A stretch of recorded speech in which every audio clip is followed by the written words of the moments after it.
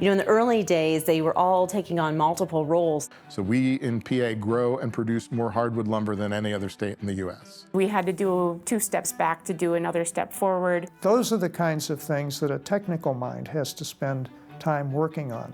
Your grandfather, he said to me, would have known how to do that. We're still learning.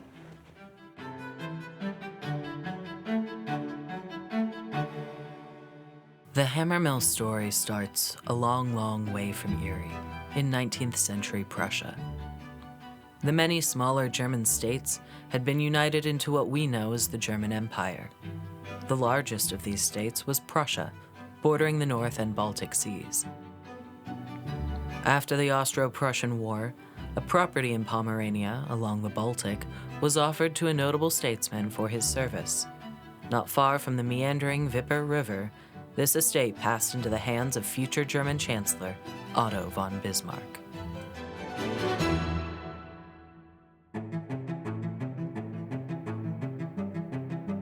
Otto von Bismarck was awarded a sizable amount of money in the mid-1860s in recognition of his efforts to unify the German Empire.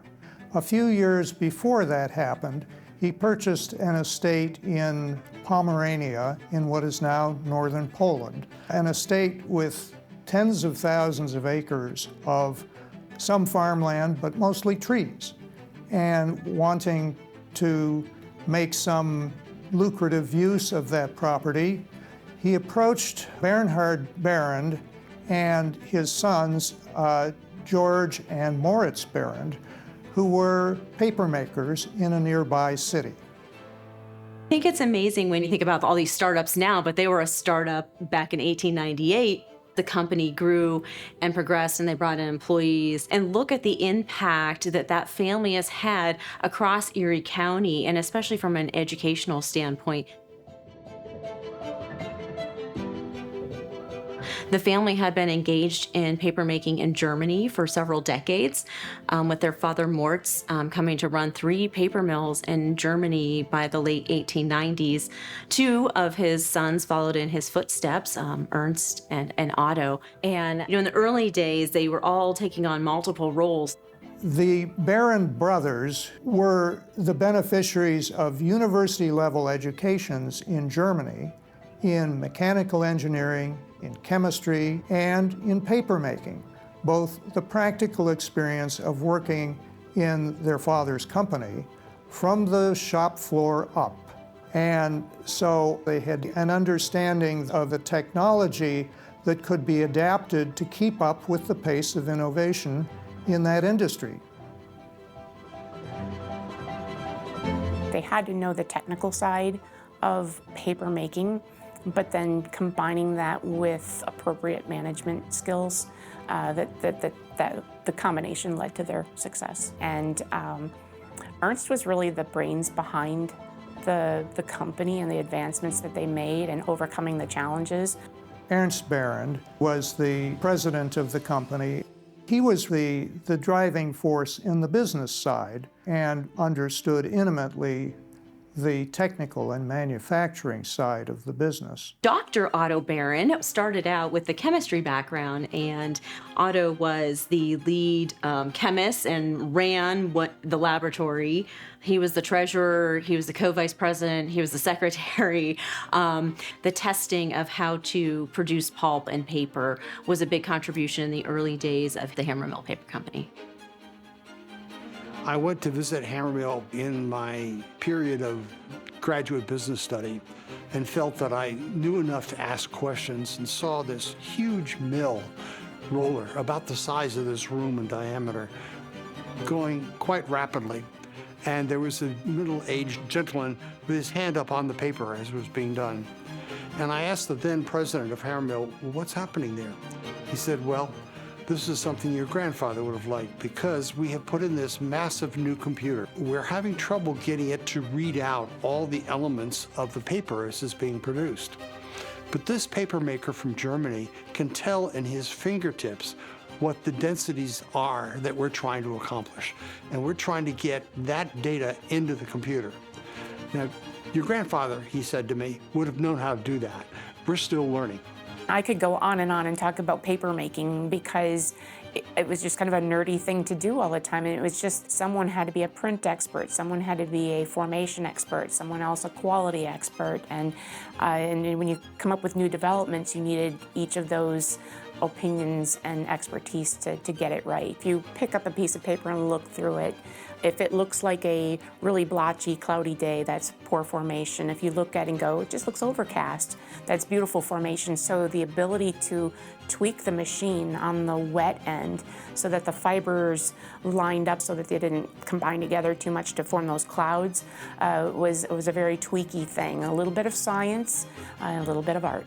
Chemistry is an important part of fine paper making. Just what you can do to those little paper fibers to make them cooperate and make them hold together in something like a copying machine that wants very much to fry them and set them on fire. Those are the kinds of things that a technical mind has to spend time working on. People started writing on things like papyrus, but it was thick, but it worked, but it really wasn't paper. And then in China, they were making paper out of some wood component and rags and things like that. And it was just a slurry mix that made some more primitive paper. And rag continued for a long time to be part of the print or the paper making process. That's the predominant method of paper making up until about the 1860s to 1880s. By the 1880s, you see a lot of companies switching over to wood pulp. Both hardwoods and softwoods are used for paper. It just really depends on the type of paper that you want to create. So you can have anything from, cardboard boxes and more industrial, strong, durable types of paper, or you can have paper for your printer, fine writing paper, facial and toilet tissue. It really depends on what you want your end product to be. Hardwoods are a little higher in cellulose content and lower in lignin, which are the two main building blocks of what a tree is. Therefore, they make a better writing paper. They're easier to bleach because they have less lignin in them. And the fiber strands in the cellulose are also smaller. So when you're actually trying to knit the paper together, that allows that sort of lighter grain, finer writing paper to come out like it does, whereas softwoods make much better industrial paper. So the cardboard, corrugated, that types of stuff. So I can back up a little bit. First you cut down the tree, then it would come to the mill and it would go through debarking drums. The bark would come off, and those were very noisy, so partly why Hammer Mill was not located right in the city. Then after the bark was taken off, it would be put through a chipper.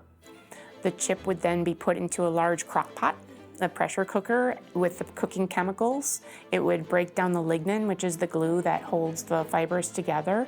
I would come out the end of the cooking process black. So then they would have to rinse off the cooking chemicals. Those would go one way for recovery into green liquor and then white liquor to be reused. And the pulp would go through a bleaching process to turn it nice and white and bright because people don't want to write on brown paper like newsprint would be. And so after bleaching, it would then go to the paper making process. And there would be other things added in to sizing so that when you write on a piece of paper, it doesn't bleed through to the other side, all that stuff, and go onto the paper making machine, drain it, press it, dry it, put it on a roll, and then it would go to the converting department, and depending upon the order would be the size of paper sheets that it would be cut into, and the same equipment, the Belomatics, would put it into boxes. Processing softwoods was done with either the acidic sulfite process or the basic sulfate process. Hammermill was ready to try something new. They switched to Nutricell and were able to use hardwood instead of the softwood and have similar strength and excellent opacity, formation, printing properties. The challenge with the Nutricell is that they couldn't recover the chemicals. That was an environmental hazard. So after years with that, they developed Nutricell 2, which they were able to recover the cooking chemicals from the process, and less environmental impact with that. So, why Erie, of all places? What was it that drew the Behrends to our city on the lake? Ernst Behrend was working for a company called Pusey & Jones, an American manufacturer of paper machinery. But he also had the opportunity to travel around the country and essentially scout out, evaluate possible sites for a new mill. Hammermühle was in the middle of the Pomeranian woods, many miles from a city. There were problems with that. Some of the advantages that Erie had at that time were that relative to Hammermühle, it was a city. For people in the Erie area, you could be in a more of an urban environment and have a good family-sustaining job. It would not be necessary for the company to build housing for the workers as they had had to do in Germany. Lake Erie was a potentially limitless source of fresh water. And then the timber, softwood or evergreen trees, could be imported at that time from Canada. So we in PA grow and produce more hardwood lumber than any other state in the US. But our forests in Pennsylvania are very unique at this point in terms of their composition. Hardwood forests are a relative rarity across the world. Most of the rivers in Pennsylvania, the three major waterways, the Allegheny, the Susquehanna, and the Delaware, all flow south away from Erie. Erie is in its own very small watershed with just a few streams flowing into the lake. So we're really looking at 1880 and thereafter, where transportation of lumber sort of shifts from water transportation to railroad transportation, that markets then really start to open up in Erie. And then, of course, there was coal from western Pennsylvania. Many people will remember the extensive piles of coal along East Lake Road that bedeviled many a housewife's laundry when it was put out to dry. So all of the raw materials and the labor force were available in Erie, and of course it was and still is very close to major markets. And so Hammermill came to Erie and found success surprisingly quickly, thanks to its roots back in Prussia. Like with most new businesses, strong financial backing from investors and family in this case was key to getting Hammermill underway in America. The two Behrend brothers were bringing to the United States intellectual assets that would not have been typical at the time for a mill in this country. And that allowed them to develop a company that could make a profit and employ people exploiting higher value kinds of paper and specialty papers for markets that would not have been available to other companies. Moritz Behrend, the businessman, invested $1 million in starting up the Hammermill Paper Company, originally E.R. Behrend and Company, as a subsidiary of the German firm Farziner Papierfabrik, in a wheat field just east of what was then the Erie City line on Hess Avenue. It was just about that time that Bismarck passed away, but the German firm still owned the Erie Mill for about 20 years. While Ernst and Otto knew how to do many of the jobs at the plant, they couldn't do it alone. They had to hire people they could trust to take the same care they could with the paper. Because his father had been the superintendent of the Behrend's mill in Germany, my grandfather, Henry Obermans, he was also knowledgeable about the process and was invited by the Behrend brothers to come here in 1904 and ultimately became superintendent of Hammermill in Erie. Their focus on employees and valuing them was big. It continued till the time that I came to Erie because there's a lot of talent there and it was just a very cohesive group, and I think they started that way at the beginning. In the 1880s, Chancellor Bismarck began instituting a number of laws that made partial steps toward providing workmen's compensation, health insurance, paid leave, and other considerations that were instituted there before they were common practice in this country.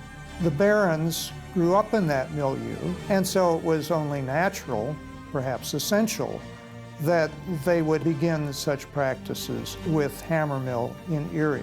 One of the things that I was told by so many people when I first started working there is how the Behrends would walk through the mill and they would know people's names.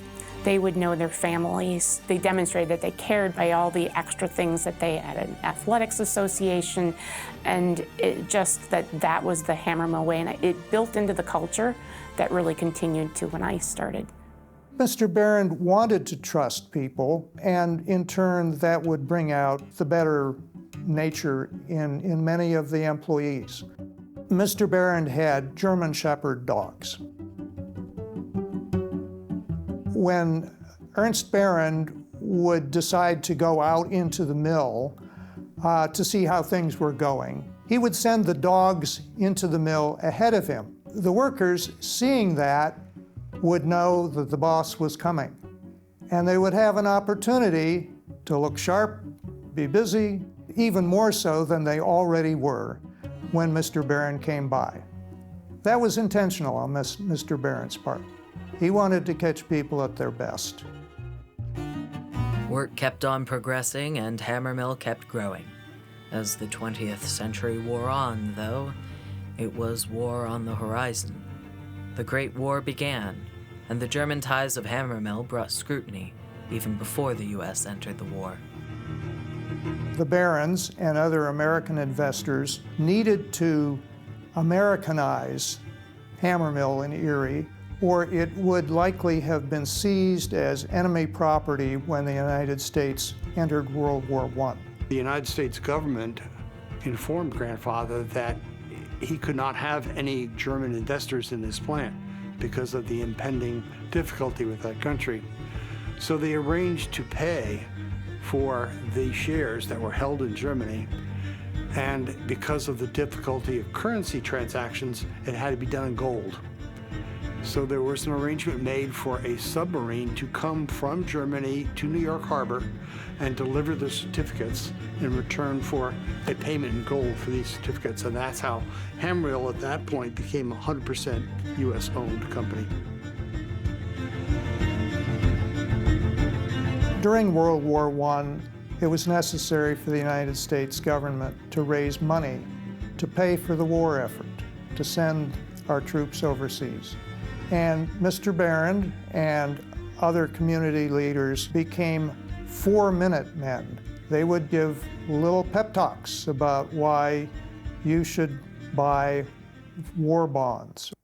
During the war in 1916, Ernst Behrend was a naturalized citizen by that time, but his father was a German citizen. Moritz had just died. Think about that.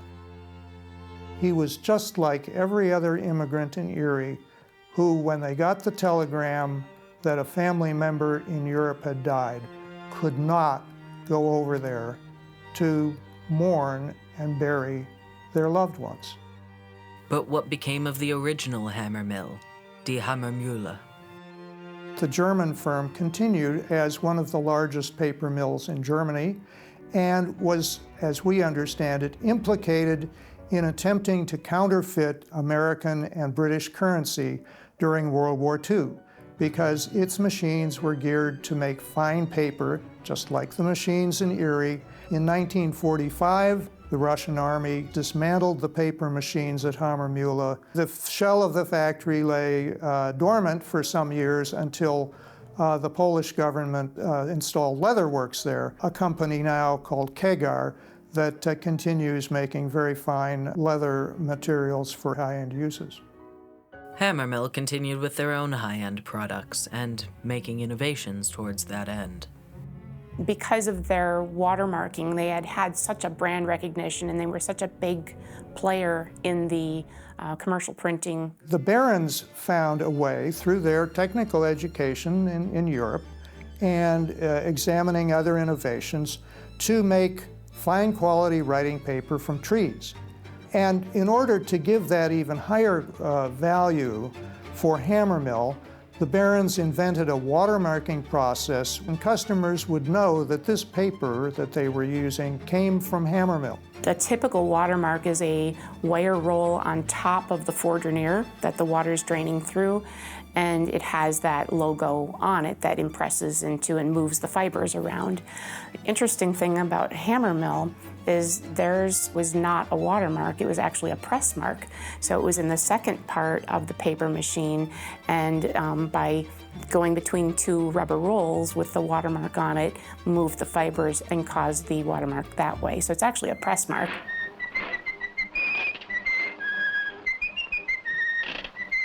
Walt Disney did his sketches, the motion sketches where you flip the pages and you see Mickey walking, that he did the Mickey Mouse sketches on hammermill bond.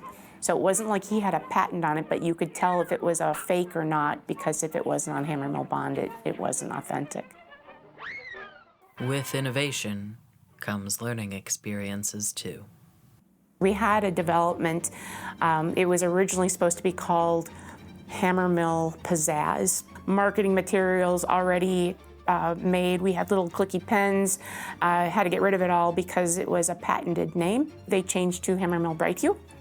This is what we started with. That's supposed to be a fluorescent color, but it kind of looks like mustard, right? So this is what we ultimately wound up with. So this is fluorescent green and this is fluorescent green. You can see the huge color difference. So a little bit of a fail, which happens a lot of times in product development. We had to do 2 steps back to do another step forward, but they, again, innovative, persevered through, surround yourself by talent, and it became a successful product. Hammermill was never the largest paper company in the United States, but it was one of the more profitable because it attracted customers and had a very high proportion of its market in the areas where it chose to do business. And as a result, Hammermill grew by leaps and bounds in the 1960s and 70s, producing paper for Xerox and for other copiers, and that created a lot of jobs and a lot of value for the Erie community. Hammermill expanded out from Erie, and new plants were built and bought in Michigan, Ohio, New York, Massachusetts, Alabama, California, and more. But not everything was positive. Social and economic challenges almost got the best of Hammermill on several occasions. The 1980s brought an era of unregulated stock market manipulation, which almost brought an end to the company. The last thing an acquirer in their right mind would want to do would be close the mills. They would build up the mills. As far as I'm concerned, as an analyst, or whatever you want to call it in securities business, I can't conceive of anyone that would buy. If you bought a good house, would you burn it down? An article in today's editions of the Wall Street Journal indicates that a New York-based investment group has taken over control of a large block of Hammermill's common stock and may indeed be seeking to control the entire company. The Journal quotes Carl C. Icahn, a New York investor who says his companies have nearly 10% of Hammermill's common stock. Icahn and his people say they will probably seek a seat on the Hammermill board of directors. One paper industry analyst is quoted by the Journal as saying that Hammermill's present management wants to remain independent and, quote, if they go down, they'll do it kicking and screaming, unquote. That squares with what one Hammermill source told us today, and that is that if it comes down to a stock fight, Icahn and his people will be taking on the whole Hammermill family, a fight Hammermill expects to win. Hammermill began seeking a suitor to buy it out to stave off the possibility that it might be broken up and actually closed and everyone lose their jobs. The company management settled on International Paper as the one that they thought would be the best fit for Hammermill. The challenge with paper making was that all of the machines were sized for offset, and so when the cut size became the 8.5 by 11 or A4, it just made the Erie machines non-competitive, as it would made more business sense, I guess, to build a machine in another country or another area of the United States than it was to start all over where the existing machines were. Consolidations, mergers, buyouts, and shutdowns loomed over the Rust Belt and the rest of the country, too. International Paper made the decision to close Hammermill Erie 104 years after it opened. Hundreds on hundreds lost their careers in Erie's paper manufacturing powerhouse. The Hammermill name carried on, though. When International Paper took over, I think they did a really smart thing by not saying International Paper and sub Hammermill. They kept the brand up front, and that was a good marketing move because there was so much commitment from trusting the quality. Same thing today with Sylvamo. If you look at the website, it's Hammermill, and it's not we're Sylvamo and here's Hammermill. It's here's Hammermill. Oh yeah, we're owned by Sylvamo. Hammermill and the Behrends came here bringing things that America and Erie didn't have. They brought their technical education. Their father brought foreign investment to create what became a Fortune 500 company employing a couple thousand people locally in what had been a wheat field. It brought other people with technical education and provided jobs for thousands of others who were able to make good lives for their families. It was and continues to be an immigrant success story. We are a reflection of our roots, but have transcended them. They were part of the foundation of the Erie economy, and that people came here and had good paying jobs, and they may have had to change after Hammermill left, but we continue on as a city. I have strong friendships still to this day from co-workers from Hammermill, some of the management, and then hourly people as well, and the stories that we would share just about living in Erie and things that happened at the mill. It made everybody feel like family. When was the last time you thought about how something was made? The sewists who made your clothes, the assembly line workers who put together your phone, the cooks who made your Wednesday night takeout.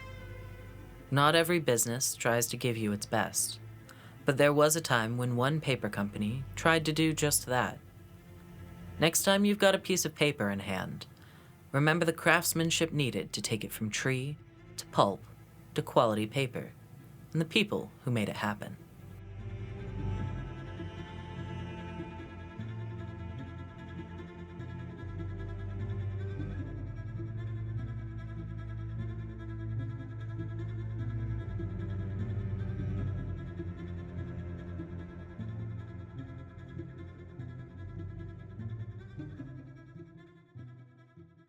Chronicles is made possible by a grant from the Erie Community Foundation, a community assets grant provided by the Erie County Gaming Revenue Authority, support from Spring Hill Senior Living, and the generous support of Thomas B. Hagen.